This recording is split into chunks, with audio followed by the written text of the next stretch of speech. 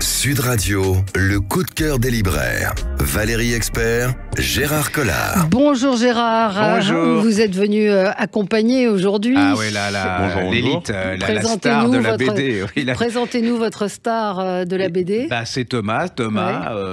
C'est un petit jeune qu'on a formé, qui est responsable de la boutique BD et qui s'en tire merveilleusement bien.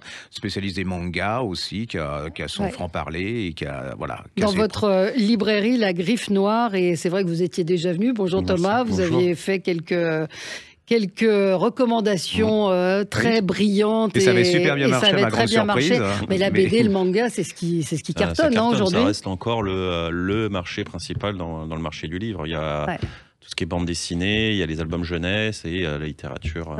Le manga, c'est un certain type de clientèle ou plus maintenant, c'est un peu ce qu'on c'est disait. 7 à 77 ans. Pas jusqu'à 77 ans, mais de 7 à 40 ans. Ouais.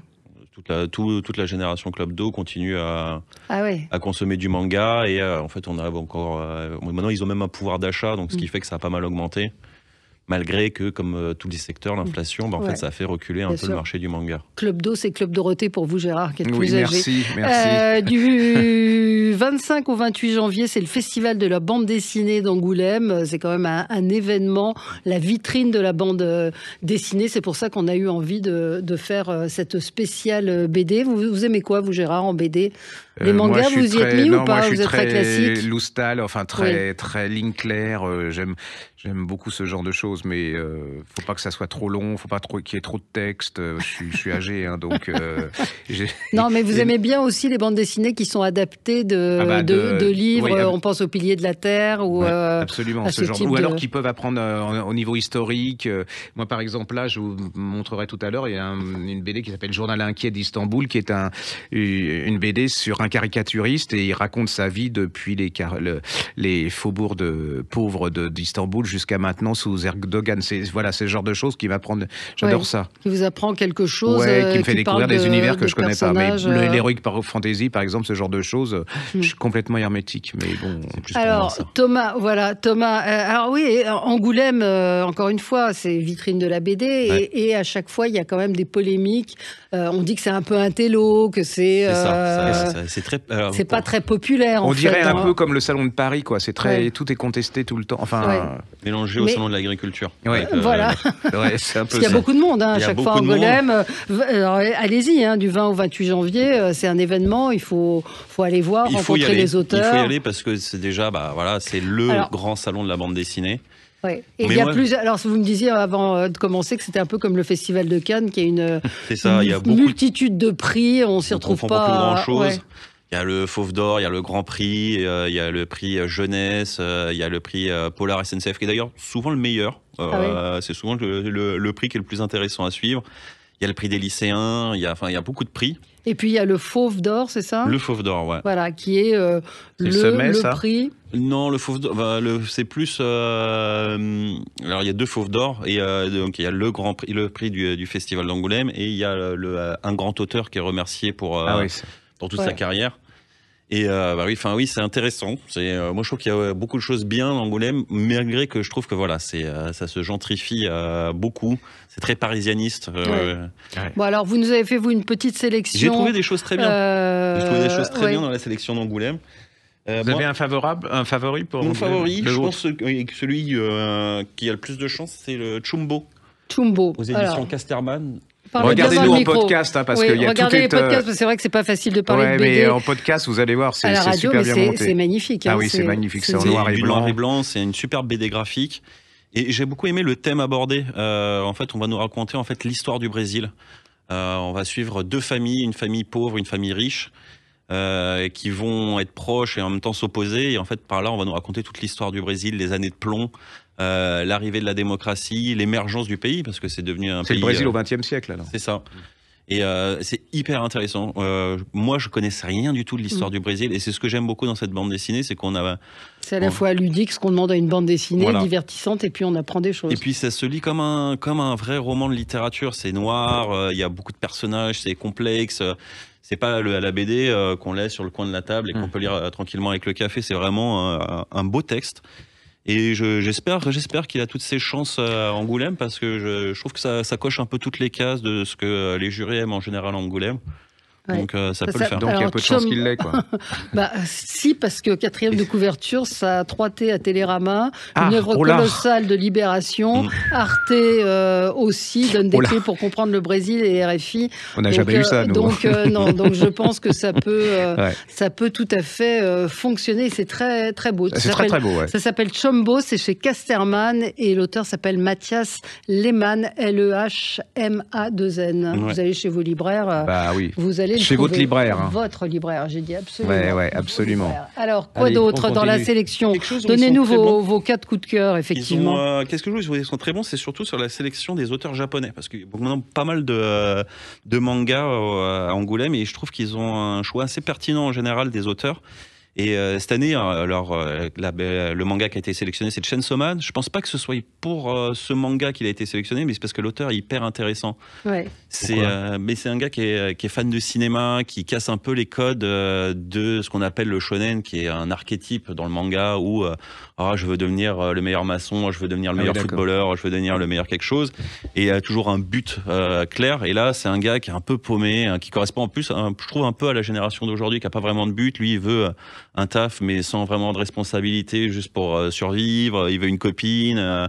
Voilà, c'est un peu le loser de base qui, lui, va devenir un chasseur de démons. Pareil, c'est très classique, très classique dans le manga. Mais c'est juste que, moi, je pense que c'est un des futurs grands auteurs. Il y a 2-3 génies qui émergent dans la bande dessinée mondiale chaque année. Et lui, il en fait partie parce que il a une façon de présenter ses BD. C'est très cinématographique. On sent que c'est un gros fan de cinéma et c'est très ce que j'appelle méta. Il y a de sous-textes dans l'histoire. Il s'appelle comment ? Il s'appelle Tatsuki Fujimoto. Ah d'accord. Répétez, Gérard. Non, oui. Mais les spécialistes le connaissent, j'imagine. Oui. Il fait de plus en plus parler de lui. Il y a un dessin animé. Et le dessin dedans, c'est... Moi, j'adore. C'est un style un peu brouillon, mais qui marche très bien. Un mélange entre le... On voit bien comme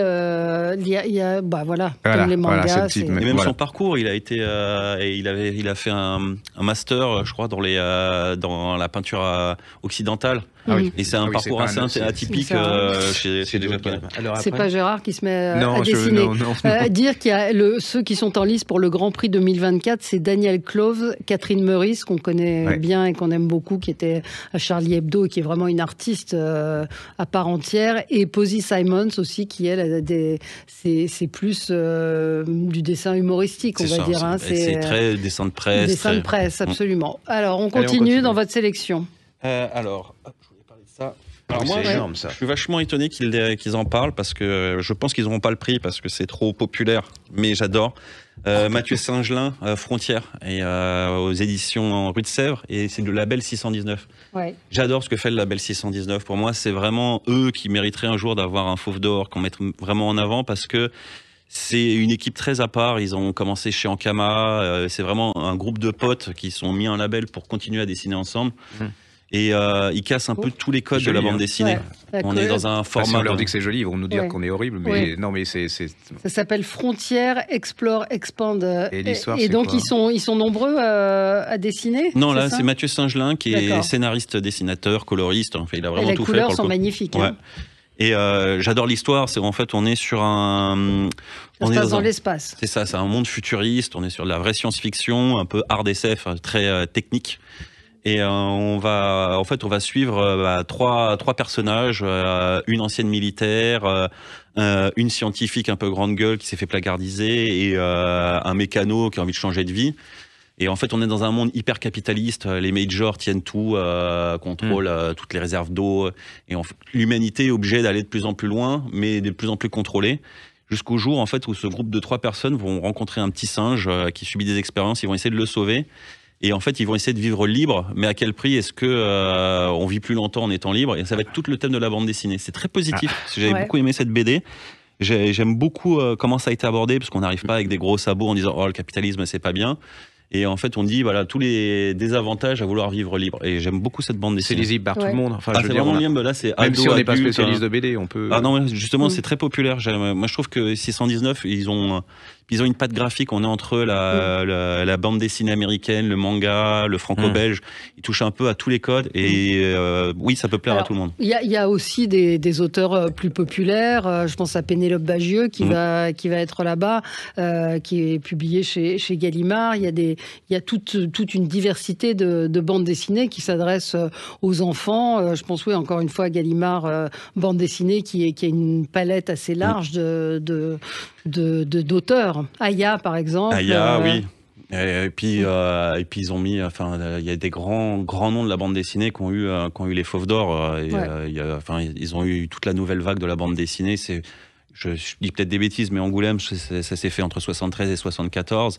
Et c'est une année charnière de la bande dessinée. C'est le début de Métal Hurlant, c'est le début d'Angoulême. C'est une vraie mise en avant d'une nouvelle vague de la bande dessinée. C'est hyper intéressant, quoi. On y revient dans un instant. Spécial Angoulême, spécial bande dessinée avec vous sur Sud Radio.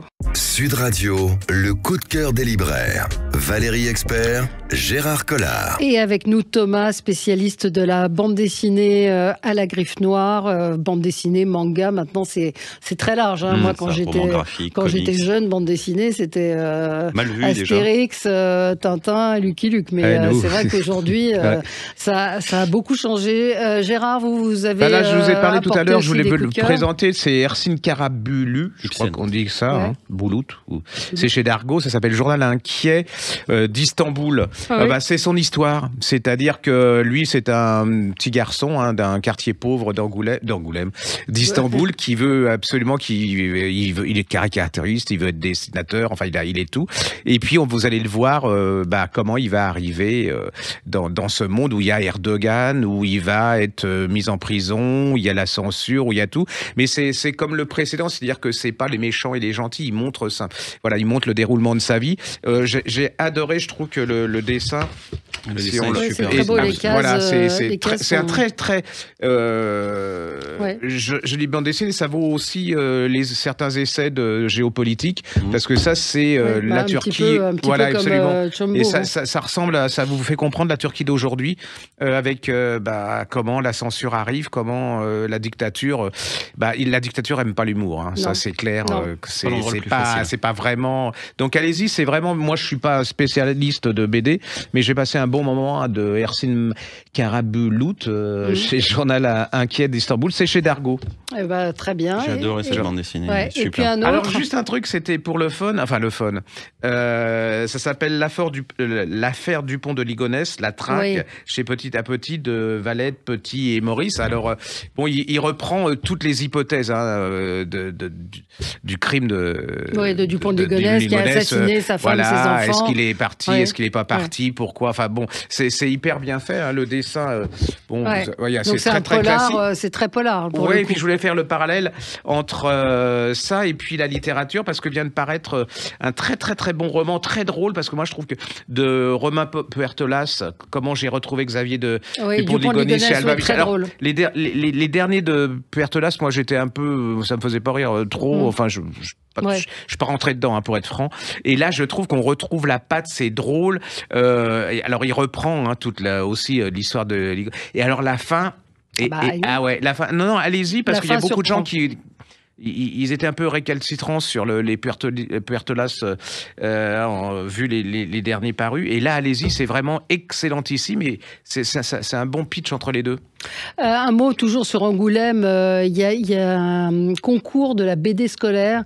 Il y a une grande exposition qui... alors, ça a été lancé au mois de septembre, je crois. Et il y a une grande exposition de ces dessins qui vont être exposés. Je trouve que c'est une super bonne idée, ça, de demander dans des écoles à des enfants de dessiner, de leur faire connaître ce qu'est la BD. Donc, allez-y, allez à Angoulême avec vos enfants, justement, c'est une manière aussi de les amener à la lecture. Il ne faut pas leur empêcher à la littérature, à la culture, de lire de la BD. Je pense que l'exposition se fera au musée, parce que d'ailleurs, il y a à Angoulême, en plus du festival, il y a un des plus grands musées de la bande dessinée mondiale. Et même si vous êtes en dehors du festival d'Angoulême, si un jour vous voulez visiter un grand musée de la bande dessinée, foncez au musée d'Angoulême de la bande dessinée, c'est juste super.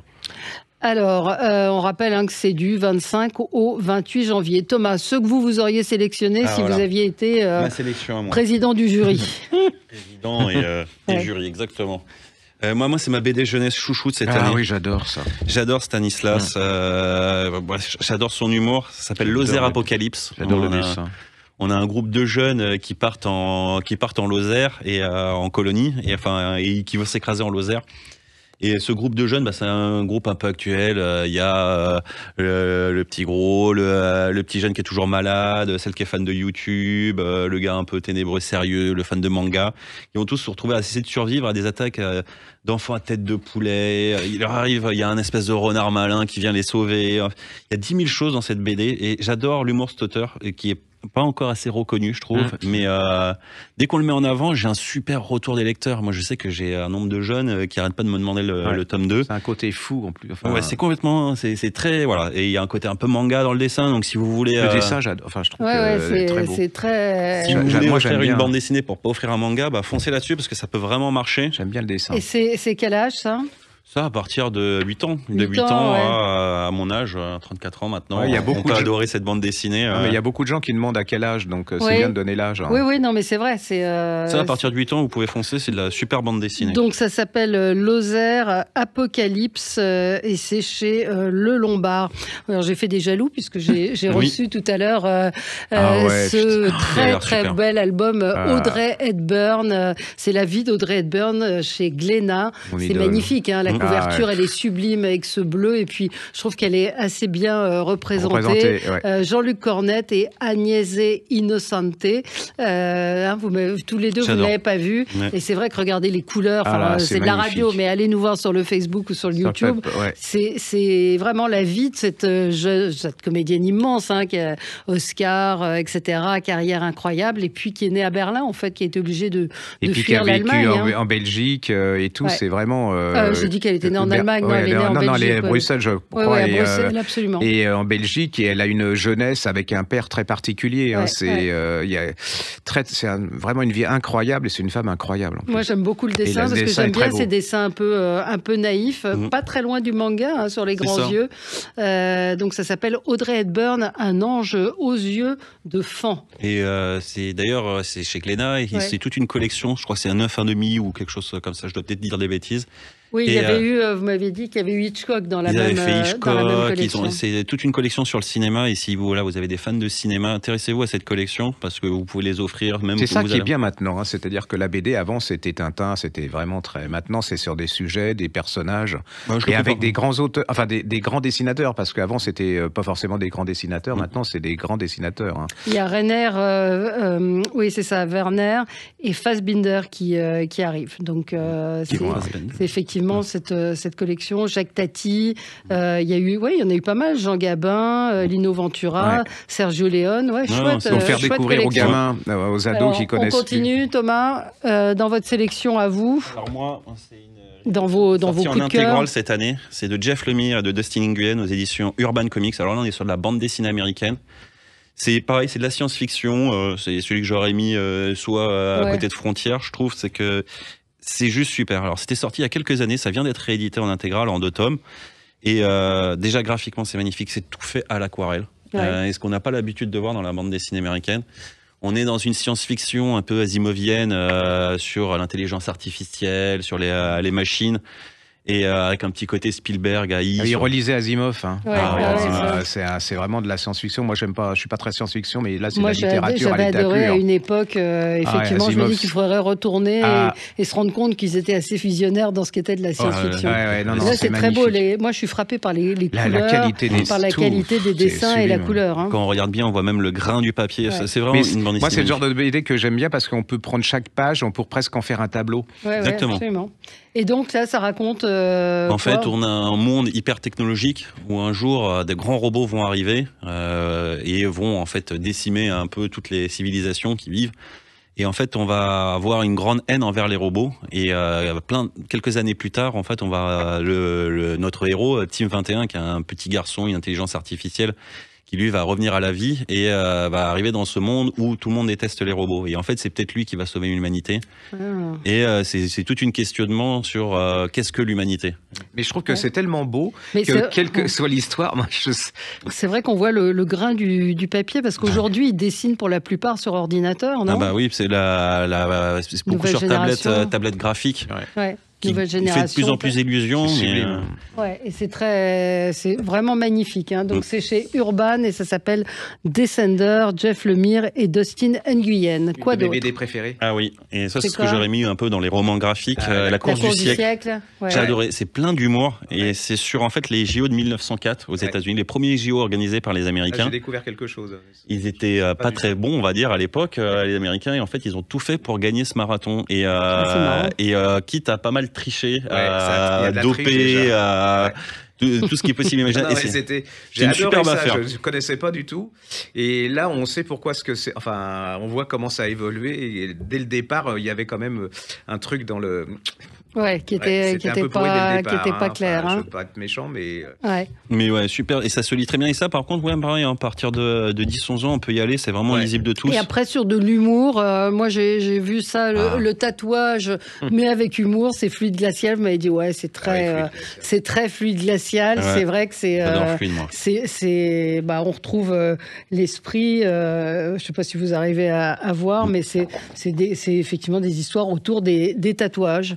D'ailleurs, un des grands primés d'Angoulême, ça reste Gottlieb, qui était pour moi le pape de l'humour fluide glacial. Ouais. C'est surtout le symbole de la liberté, quoi. Et là, ce sont les auteurs de Fluide Glacial qui ont imaginé des planches autour du tatouage. Il y a ce bébé qui naît tatoué, alors qu'il est sur la moto avec sa mère, qui elle est enceinte et a le dos tatoué. C'est chez, donc bah oui, on l'a dit, Fluide Glacial. Quoi d'autre encore? Allez, quelques-uns rapidement. Un manga qui aurait pu être sélectionné d'ailleurs aussi, c'est The Sanctuary. Aux éditions Glénat. J'adore l'histoire. C'est un des meilleurs polars qui soit sorti en manga. On est juste après la Grande Dépression au Japon, après le boom économique. Tout le monde commence à être un peu morose au Japon. Et en fait, on va avoir deux amis, deux qui sont presque frères, et en fait, qui vont se jurer de changer en mieux le Japon. Et donc, qu'est-ce qu'ils vont faire? Il y en a un qui va partir en politique et l'autre qui va partir dans la mafia. Et ça va être leur rapport compliqué entre mafieux et politique. C'est super bien fichu, c'est hyper actuel, je trouve. Et c'est pour voir en fait le Japon, la décennie perdue là-bas, c'est autour des années 2000. Et c'est vraiment un Japon qu'on n'a pas l'habitude de voir, assez désabusé et assez noir. Voilà. Et on peut parler d'un petit salon dont personne ne parle et qui est chez moi et que j'adore. À Saint-Malo. Voilà, exactement. Il y a quoi? C'est de camp à camp? C'est au mois d'octobre. Au mois d'octobre, fin octobre, à Saint-Malo. Et c'est un salon de BD aussi. Ouais, et puis je trouve que ça a un côté plus humain, plus petit. Ouais, exactement. Il y a des choses formidables et c'est bien osmosé dans la ville et tout. Je trouve que c'est un salon dont on parle pas assez. Et du 1er au 4 février, la 10e nuit Harry Potter. Ça marche toujours, Harry Potter, dans 350 librairies en France et Angoulême, 25 au 28 janvier. Merci à tous les deux. On se retrouve la semaine prochaine. Sud Radio, le coup de cœur des libraires. Valérie Expert, Gérard Collard.